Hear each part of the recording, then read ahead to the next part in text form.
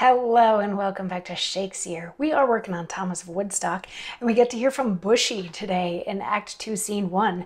Now, Bushy is one of King Richard's flatterers. I did a production of Richard II many years ago, and the three flatterers that we had there were Bushy, Bagot, and Green. So it feels very appropriate that this scene kicks off where we're in the castle, we're in Richard's domain, and he's hanging out with Bushy, Bagot, and Green. And also Tressilian and Scroop. But Bushy, Bagot, and Green to me is like a set. Anyway, that aside, Act 2, Scene 1 kicks off with Richard hanging out with all of them. And you remember, Act 1, Scene 3 got really contentious with Richard vowing that he was going to take down his uncles because he didn't like how Woodstock was treating him and speaking ill of him and all of that sort of thing. But the uncles have decided that they need to treat all of this very cautiously. They still kind of want to get Richard away from his flatterers in the hopes that he'll turn into a good king. But Woodstock ended the scene by saying, you know, if diplomacy doesn't work, then this is going to be all-out war. So, Act 2, Scene 1, we're with Richard and his flatterers, Bushy, Bagot, Green, Tressilian, Scroop, some others, and they're talking about how unfair it is that Richard's uncles are treating him like this. And the flatterers are kind of egging Richard on and feeding his fears and stuff like, oh, you're such a great prince, and they're trying to extinguish your light, and you need to stand up to them and all these sorts of things.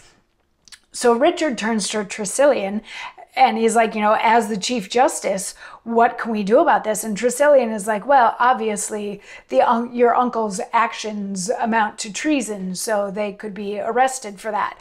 And Green is like, let's execute him. And Richard is like, yes. And Tressilian is like, no, because that might lead to a mutiny.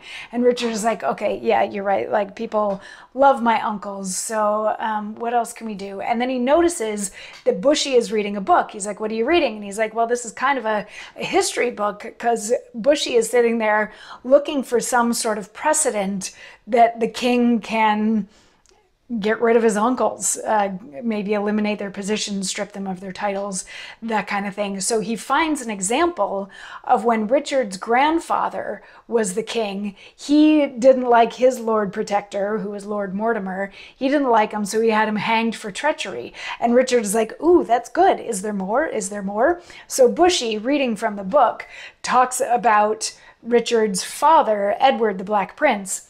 Reading from the book, he says, then the Black Prince, encouraging his soldiers, being in number but 7,750, gave the onset to the French king's puissant army, which were numbered to 68,000, and in 1 hour got the victory, slew 6,000 of the French soldiers, took prisoners of dukes, earls, knights, and gentlemen to the number 1,700, and of the common sort 10,000.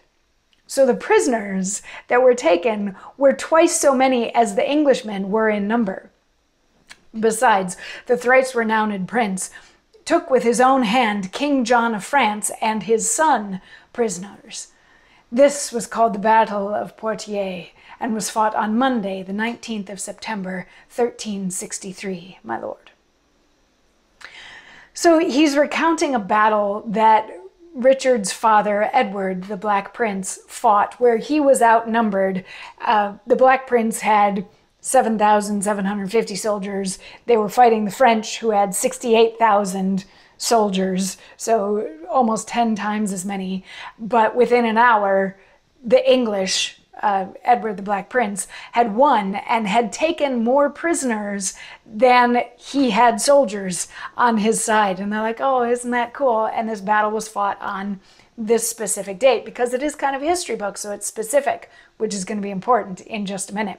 So Richard is like, oh, you know, if I was as strong as my dad, then I wouldn't have to have this whole Lord Protector thing going on. And then Bushy's like, oh, here's a record of your birth. And Richard's like, oh, tell me about it. And they're like, Richard was born the 3rd of April, 1365. And Richard's like, wait a second, say that again. So he's like, the 3rd of April, 1365. And this particular play takes place in 1387, meaning that on April 3rd, Richard will turn 22, meaning he has been of age for nearly a year already, which means he doesn't need a Lord Protector and hasn't needed a Lord Protector by law for nearly a year. So he's furious with his uncles that they've lied to him for the last year, saying that he needed to have this Lord Protector, saying that that was a role that had to exist. And he's so angry. He's like, I'm old enough to be the king myself. I don't need them. I don't need this. I'm going to get back at all of my uncles. At which point Bagot had stepped out for a second, but Bagot comes back in and he's like, the Duke of York is here and would like to talk to you for just a minute. And Richard's like, well, okay, of my uncles, the Duke of York is like the mildest one. So yeah, okay, I'll talk to him. So York comes in and Richard is going to greet him with tomorrow's monologue. So I will see you then for that. Mwah.